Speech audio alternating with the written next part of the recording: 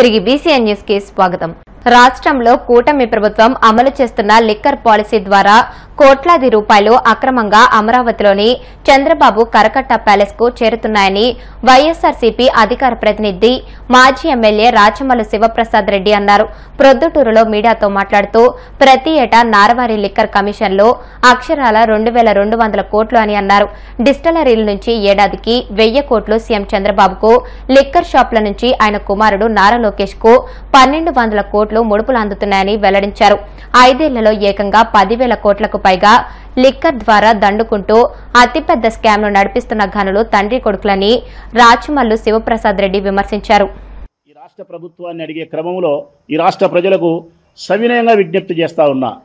స్పష్టంగా గత ప్రభుత్వంలో జరిగిన అవినీతి గురించి మాట్లాడే ఈ చంద్రబాబు నాయుడు ప్రభుత్వానికి 3200 కోట్లు వీళ్ళు అవినీతి చేసినారని చెప్పి చంద్రబాబు నాయుడు చెప్పే శుద్ధులకు, నాణ్యత లోపించిన మద్యాన్ని వాళ్ళు విక్రయించినారని చెప్పే ఈ చంద్రబాబు నాయుడు ప్రభుత్వానికి ఎన్నికల కంటే ముందు చంద్రబాబు నాయుడు చెప్పిన ప్రకారం ధరలు తగ్గిస్తా, నాణ్యత కలిగిన మందును అందిస్తా అని చెప్పిన ఈ చంద్రబాబు నాయుడు ప్రభుత్వానికి సంబంధించి రాష్ట్ర ప్రజలకు కొన్ని విషయాలు చెప్పదలుచుకున్నాను నేను. ఎట్లుందంటే మద్యం పాలసీకి సంబంధించి ప్రజలారా, మద్యం పాలసీకి సంబంధించి చంద్రబాబు నాయుడు యొక్క ప్రభుత్వ విధానం ఏ విధంగా ఉందంటే, ఈయన చెప్పే అవినీతి, ఈయన చెప్పే కేసులు, జైళ్ళు అన్నీ ఏ విధంగా ఉన్నాయంటే, నువ్వు ధరలు తగ్గిస్తానని చెప్పినావు, ధరలు తగ్గించినావా?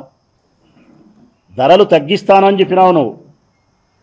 ఈ రాష్ట్రంలో ఉండే మద్యాన్ని సేవించే ప్రతి మద్యం సేవించే సోదరుల దగ్గర నుంచి నువ్వు ఓటు రాబట్టుకునే దానికోసం ప్రయత్నం చేసి అందులో భాగంగా ధరలు తగ్గిస్తా అని చెప్పినావు. ధరలు తగ్గించినావా? నేను అడుగుతా ఉన్నా, తాగేవాళ్ళనే అడుగుతాను నేను. ఇవన్నీ పెట్టే మందులు నేను ఊరిక మాటలు చెప్తే కుదరదని చెప్పి సాక్ష్యం ఉండాలని నేను ఇవన్నీ పెట్టినా. ఊరికి ఉదాహరణకు తాగేవాళ్ళే ఆలోచన చేయండి ఒకసారి. తాగేవాళ్ళే, నేను చెప్పడం కాదు.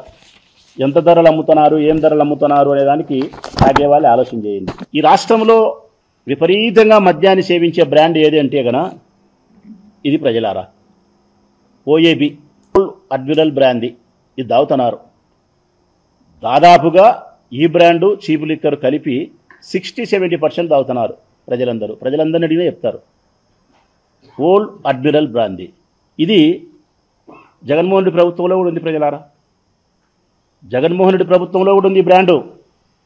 మేము ఎంత అమ్మినామో ఆ రోజు అంతేగాన మేము అమ్మినేది జగన్మోహన్ రెడ్డి ప్రభుత్వంలో 140 రూపాయలు అమ్మినాం మేము. వీళ్ళు ఎంత అమ్ముతున్నారు ఈరోజు అంటే 130 రూపాయలు అమ్ముతున్నారు. 130, 10 రూపాయలు తగ్గించినారు.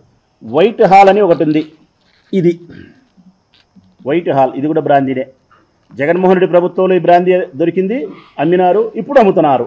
ఇది మేమెంత అమ్మినామో ఆ రోజు జగన్మోహన్ రెడ్డి ప్రభుత్వంలో అంటే మేము 150 రూపాయలకి అమ్మినాం క్వార్టర్. చంద్రబాబు నాయుడు ప్రభుత్వంలో తగ్గించి అమ్ముతామని చెప్పి ఎంత తగ్గించినారంటే 150 మేము అమ్మినాం. ఆయన ఎంత తగ్గించినాడంటే 160 అమ్ముతున్నాడు. ఎంత? 160 ప్రజలారా తగ్గించినాడు. మేము 150, ఆయన 160. చంద్రబాబు నాయుడు భాషలో దీన్ని తగ్గింపు అంటారు, మనందరి భాషలో అయితే హెచ్చింపు అంటారు, పెంపకం అంటారు, 10 రూపాయలు పెరిగింది అంటారు. ఆయన భాషలో అయితే తగ్గింది అంటారు. ఇంకొకటి కింగ్స్వెల్ అనే ఒకటి అమ్ముతున్నాడు. మేము అమ్మినాం, ఆయన అమ్ముతున్నాడు. కింగ్స్వెల్ ఆయన అమ్మినాడు, మేము అమ్ముతున్నాం. ఇది మా దాంట్లో దొరికింది, ఈ ప్రభుత్వంలో దొరుకుతుంది కింగ్స్వెల్. మేము 150 రూపాయలకు అమ్మినాం క్వార్టర్. ఇది 2019 నుంచి 24 వరకు. ఇప్పుడు చంద్రబాబు నాయుడు ప్రభుత్వంలో ఇదే కింగ్స్వెల్ అనే బ్రాందీ 160. మరి తగ్గిందే పెరిగిందే? ఏ బ్రాండ్ కూడా ధరలు తగ్గించలే. జగన్మోహన్ రెడ్డి గారి ప్రభుత్వంలో ఏ ధరలకైతే విక్రయించినారో అదే ధరలకే విక్రయిస్తున్నారు. ఇంకా 10 రూపాయలు పెంచి అమ్ముతున్నాడు. కాకినాడ నగరంలో నెంబర్ ప్లేట్లు లేని 80 ద్విచక్ర వాహనాలను ట్రాఫిక్ పోలీసులు ఆకస్మిక దాడులు చేసి స్వాధీనం చేసుకుని పోలీస్ స్టేషన్ కు తరలించారు. ఈ సందర్భంగా కాకినాడ జిల్లా ఎస్పీ బిందు మాధవ్ వాహనదారులను ఉద్దేశించి మాట్లాడుతూ సరైన నెంబర్ ప్లేట్లు లేకుండా వాహనదారులు తిరగరాదని, అలా తిరిగితే నేరం అవుతుందని, ప్రతి ఒక్కరూ హెల్మెట్ ధరించాలని తెలియజేశారు. ఈ దాడులో ట్రాఫిక్ సీఐలు రమేష్, రామారావు, ఎస్ఐలు సిబ్బంది పాల్గొన్నారు.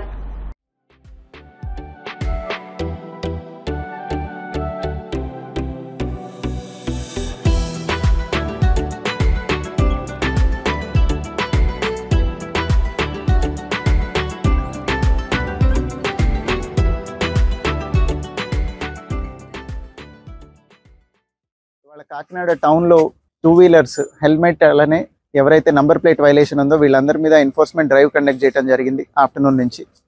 దానిలో ఒక 80 మందిని ఆపి వాళ్ళు ఇక్కడికి తీసుకొని వచ్చారు. వీళ్ళందరూ నంబర్ ప్లేట్ రూల్స్ ప్రకారం లేకపోవడం కానీ హెల్మెట్ లేకపోవడం కానీ కలిగి ఇక్కడికి వచ్చారు.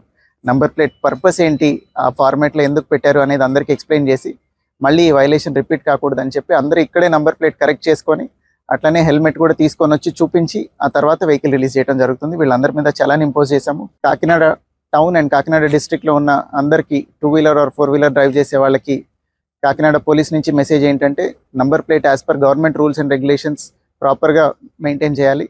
అట్లనే 2 వీలర్ అయితే కనుక ఖచ్చితంగా హెల్మెట్ పెట్టుకోవాలి. 4 వీలర్ డ్రైవ్ చేసే వాళ్ళు ఖచ్చితంగా సీట్ బెల్ట్ పెట్టుకోవాలి. This is for your own. Gudur పట్టణంలోని కరుణాల వీధిలో ఉన్న శ్రీ చెన్నకేశ్వర స్వామి దేవస్థానంలో వార్షిక బ్రహ్మోత్సవాలు వైభవంగా సాగుతున్నాయి. ఉత్సవాల్లో భాగంగా ధ్వజారోహణ కార్యక్రమాన్ని అర్చకులు సాంప్రదాయబద్దంగా నిర్వహించారు. గూడూరు శ్రీ చెన్నకేశ్వర స్వామి దేవస్థానం వార్షిక బ్రహ్మోత్సవాల్లో భాగంగా స్వామి అమ్మవార్లకు విశేషాలను ఏర్పాటు చేసి ప్రత్యేక పూజలు నిర్వహించారు.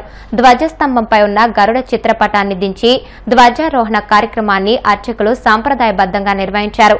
అనారోగ్య సమస్యలు మరియు సంతానం లేని భక్తులు కోడిముద్ద ప్రసాదాన్ని అందుకున్నారు. అనంతరం పల్లకి సేవ వైభవంగా జరిగింది.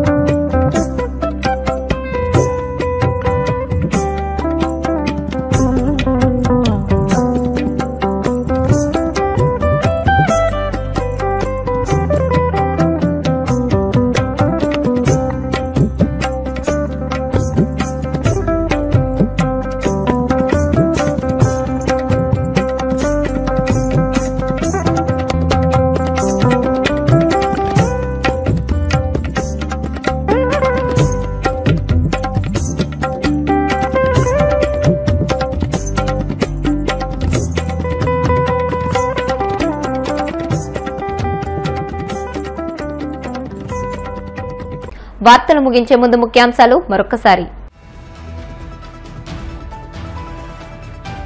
అనకాపల్లి జిల్లా పాయకరావుపేట నియోజకవర్గం నక్కపల్లిలో జరిగిన తిరంగా ర్యాలీలో పాల్గొన్న హోంమంత్రి వంగలపూడి అనిత.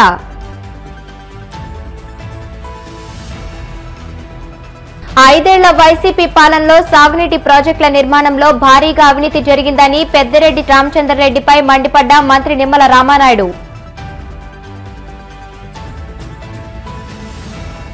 స్వర్ణాంధ్ర స్వచ్ఛాంధ్ర కార్యక్రమంలో భాగంగా తెనాలి పట్టణంలో చేపట్టిన పారిశుద్ధ్య కార్యక్రమాలను పరిశీలించిన మంత్రి నాదెండ్ల మనోహర్.